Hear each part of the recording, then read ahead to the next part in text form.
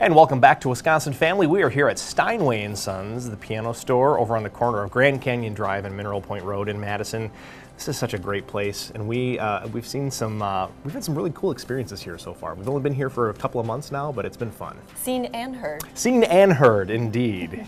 We are joined now by Chris Martingilio of Martingilio Martial Arts, the famous Chris Martingilio. Of Martingilio Martial Arts. How are you, Chris? Good to see you guys. So I say famous because you recently had an international camp that you hosted this summer. Yes. Tell us a little bit about that. We had people from India, from Canada, we had people from California, Florida, from Vermont that all came to us, all professional martial artists that were looking for instruction. And we ran about 60 hours of instruction that week. Wow. It was a very intensive week. We started at 9 in the morning and we were still going at 11 at night. Wow. So were these people other school owners like you or teachers? Some. And why did they come? About half and half. They were, half the people were school runners, and then the other half were just people that have been training martial arts for a very long time. They're coming to us because of the instruction. They're actually people that are looking to make improvements in their art. They're people that are not necessarily from our system, meaning that they're not always Kempo practitioners like I am or Tai Chi practitioners. They can come from multiple different systems, but they're looking for certain improvements in their martial art, and so they come to us. In their own practice or Yes. in teaching of it? Well, at both. Both. You know, if we can fix body mechanics, if we can fix understanding of how the body works, then a lot of times we fix problems that people have with self-defense.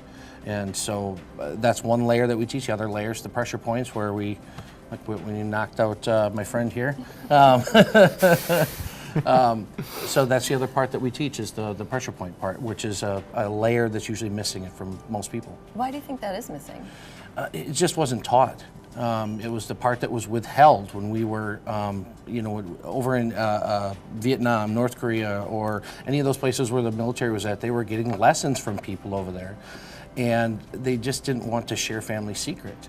And so they gave them the children's art. They gave them that piece that was okay to share with foreigners and other people, but they didn't give them the family secrets. And so the pressure points were the part that was withheld because it made it work. Wow. Wow. Yeah. So at what point I'm just curious, at what point did that start becoming introduced into our culture and how it was taught here in the United States? One of my teachers, George Stillman, actually started to receive this information 40 years ago and started to share it. And it came under a lot of scrutiny. The people were very upset with him that he was sharing, but that's where it actually came from. And so I'm a second generation student of George through, I have 3 of his direct students that teach me, and people are seeking us now for that information. Wow. Wow, that's incredible. Yeah. And so people are coming from all over the country, even all over the world, I think we could say, yes, to learn at Martingilio Martial Arts. Do you also go other places and teach your art? I've been in California twice this summer. I'm going next weekend here. Actually, when this is broadcasting, I will be in California teaching for 4 days. We were just in Indianapolis teaching a camp last weekend. We had people all the way from 1st to 9th degree black belt that were there learning. So yes, this summer has been crazy. I haven't been actually in town to teach a whole lot because I've been getting pulled every direction this year.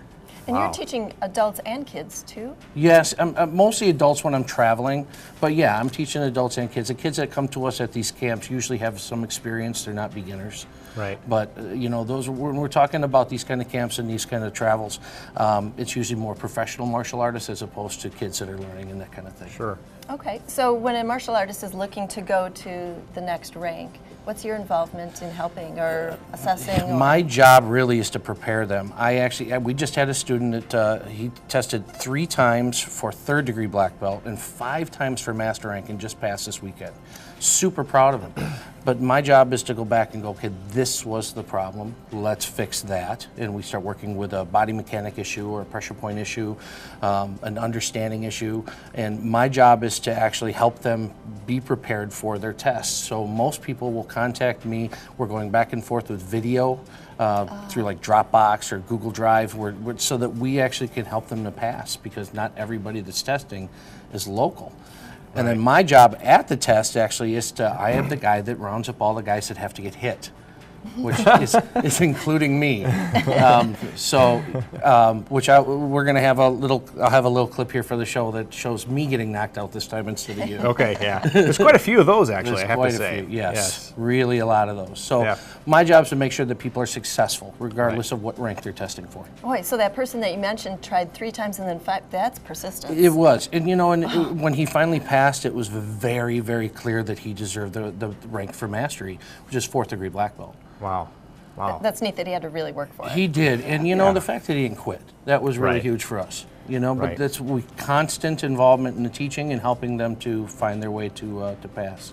And I think that speaks to just your philosophy and that you really, this is really about education and not recreation. This isn't about Completely. just necessarily making kids feel good about themselves. They've got to work for it. They've got to work for it. Everything we have to work for here.